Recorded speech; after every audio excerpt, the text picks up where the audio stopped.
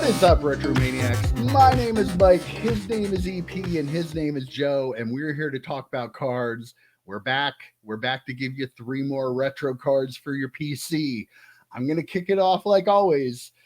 You know, I always talk about being a big wrestling card fan, and kind of realized I don't think I've given a wrestling card for this show yet. So this week I'm going to change that. Now, going to be a little bit pricier than the $1 and $2 cards I've been giving you, but I believe everybody should have the 1991 classic WWF Undertaker Portrait Rookie card, card number 64.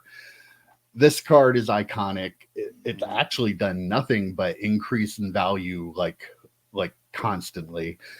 If you're looking for them raw, you can get them for $25-$35. You might want to take a good look at them.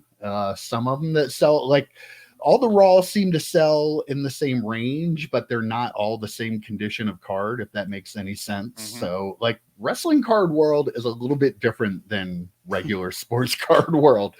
But yeah, you can get that 25 to 35 raw. If you want to go up to a PSA 8, they're like $50 now. That's pushing the limits of what we usually do here, but I mean, what an iconic card, like has the portrait of him back in the old looking Undertaker gimmick.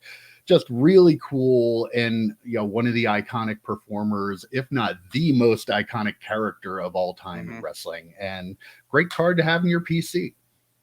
Yeah, that is one of my favorite, because that's when I open up wrestling cards, so I remember that card. Yeah, So I mean, it's perfect for us. And you're right, Mike. I mean, he came back to WWF recently, right? Didn't he do an appearance? He was recently? on NXT so he's a couple weeks ago. Right, like so he's still looking kind of like an old man, but a little bit, it's okay. He's allowed. I love hearing the stories about him. I hear about, see a video or whatever, and people talk about like what he's done for a bunch of wrestlers and stuff like that in their careers. Like he's really iconic as in the ring, but also sounds like he's really cool as a person too. So yeah, definitely. All right, EP, your card this week. All right, I got the 1998 Topps Finest Vince Carter rookie card. NBA season just kicked off last week, so this is, in my opinion, one of the greatest to ever do it. A lock for a Hall of Famer. This is my favorite rookie card of his. This one I'm gonna eventually get it graded at some point. You can get this for like $20 shipped, probably, but maybe $25 raw. It's again, in my opinion, it's one of the Finest is one of my favorite sets, one of my favorite players. So that's the kind of card that I would definitely recommend to anybody. So I love that card. I mean, that time period in basketball too, you know, you had Kobe in 96, Iverson, you had, you know, Dirk, and you had Vince Carter, and like, just what a great time. So many Hall of Fame players came in that like mid to late 90s era. And wow, just an amazing card, and Topps Finest. Can't go wrong. Right. I was going to ask EP, are you going to peel it before you grade it? Oh yeah, yeah, definitely. Okay. The thing about this card also, I love that it's a posed photo, but also he's doing a crossover dribble, so it's like still right. It's a great photo. Yeah, I love it. Love it. Okay, Joe, your card this week. All right, what are we on? Episode 7, right? Yeah, this is episode 7. What was the over under on how long it took me to talk about a Tom Brady rookie card? What was the over under? Was it half an episode? Yeah, I think kinda. I don't know how it was in the first episode. Yeah, exactly. I assumed every card would be a Tom Brady card. Right. So I will say this is the episode that is the expensive episode. That's probably EP's most expensive card he's ever talked about. Mike's talking about an expensive wrestling card. I'm going to talk about a cheap Tom Brady rookie card, but still expensive for this. So go in knowing that this is an episode we will not hold against you if you do not collect all 3 to get the master set of Mike's Retro Trading Cards, 3-card set. I'm going to go with his first rookie card, 2000 Press Pass Tom Brady rookie card. Press Pass Sage, first 2 sets that came out every year. This one, we throw the word iconic around a lot, but this is a very memorable card because everyone had it. Mike, I think you had 12 of them. No, I had like 20 of them. Yeah.